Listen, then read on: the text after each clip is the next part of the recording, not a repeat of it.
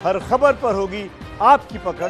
Download कीजिए ABP live app. Supriya Shrinate, तो अब आपको क्या लग रहा है, फ्यूचर क्या है? आप भी सचिन पायलट को लेकर कंफ्यूज है कि आएंगे कि नहीं आएंगे? आपने क्या सोच रखा है? इधर डिसिप्लिनरी एक्शन के लिए बकायदा एक प्रस्ताव पारित किया जाता है, दूसरी तरफ प्रेस कॉन्फ्रेंस करके रणदीप सुरजेवाला कहते हैं वो आना चाहे तो आ सकते हैं।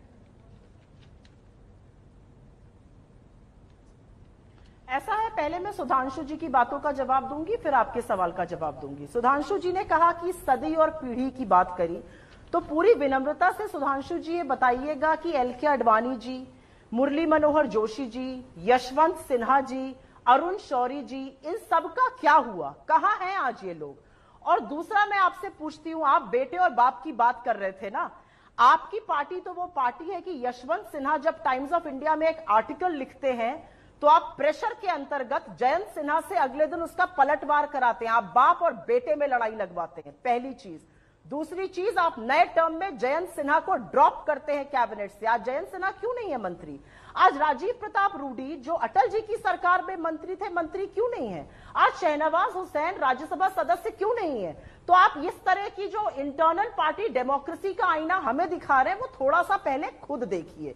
और मैं एक बात आपसे जरूर कहना चाहती हूं कि भारतीय राजनीति में किसने क्या कब कहा, यह भी याद रखना है कि अशोक गहलोत जी ने थोड़ी देर पहले जब बात कही तो उन्होंने कहा आने वाला जो फ्यूचर है, जो भविष्य है, वो नई पीढ़ी का है, उनको थोड़ा पेशेंस दिखाना चाहिए। उन्होंने कई बातों के साथ ये भी कहा कि उनको पेशेंस दिखाना चाहिए।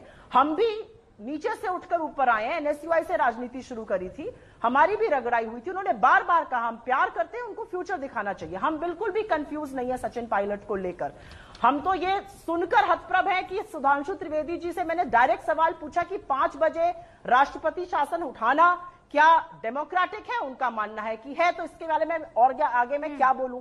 खरीद फरोख्त करना एमएलए की डेमोक्रेटिक है? उनका मानना है कि हाँ है, इसके बारे में आगे मैं क्या बोलूं?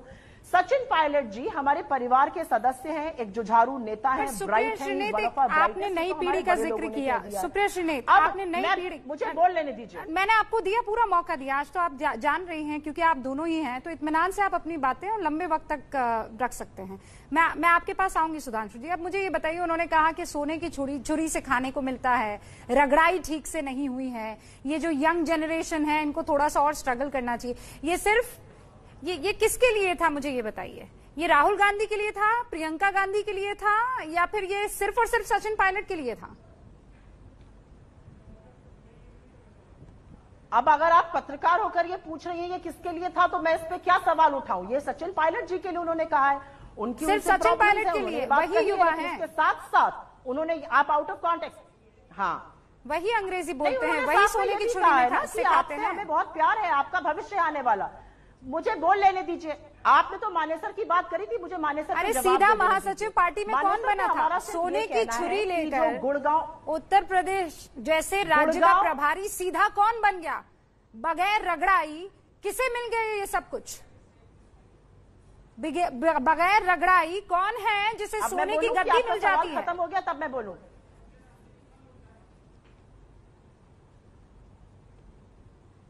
हमारी पार्टी में किसको क्या पद मिलता है वो एबीपी न्यूज नहीं डिसाइड करेगा रूबिका जी। हमारी पार्टी में किसको क्या पद मिलता है ये अब जब रगड़ाई शब्द का इस्तेमाल हम राहुल गांधी जैसे युवा नेता और प्रियंका गांधी जैसी युवा नेत्री के लिए इस्तेमाल कर दे तो आपको दुख होने लगता है और आपको लगता है एबीपी न्यूज अब डिसाइड करेगा।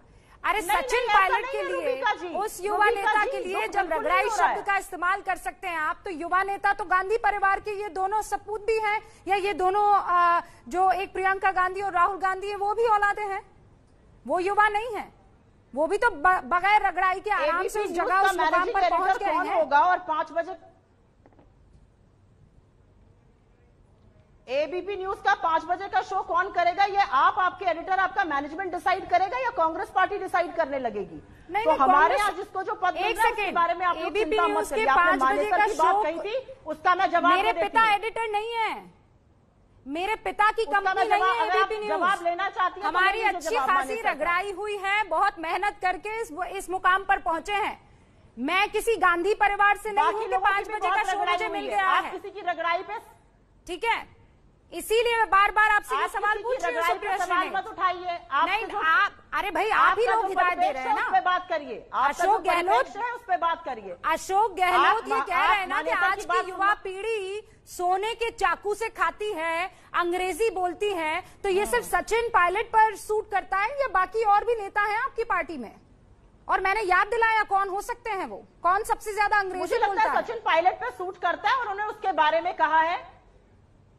मुझे लगता है सचिन पायलट जी के बारे में कहा गया है और वही उसका कॉन्टेक्स्ट रखिए।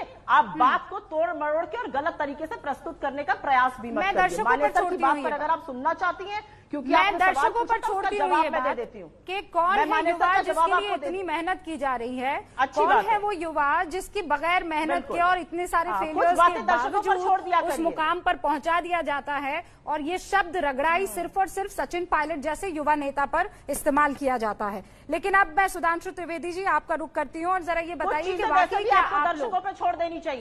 हाँ तो छोड़ दी ना, छोड़ दी वो दर्शकों पर और वोटर्स पर भी। जज ज्यूरी और जो जजमेंट जाते हैं ना वो मत किया करिए। सुधांशु आप इतना परेशान क्यों हो रही हैं? भाई मैं तो व्याख्या जानना चाह रही थी ना कि किसके लिए ये शब्द का इस्तेमाल किया। युवा कौन है आपकी पार्टी में? आपने मुझसे मानेसर पे सवाल पूछा, जब मानेसर पर नहीं, जवाब देने लगी आपको जवाब नहीं चाहिए, आपके फेडर्स डाउन हो जाते हैं। सुप्रिया श्री आप इतना पर्सनल क्यों ले रही है इस चीज को? किस बात पर इतना पर्सनल ले रही है? युवा नेता नहीं है क्या?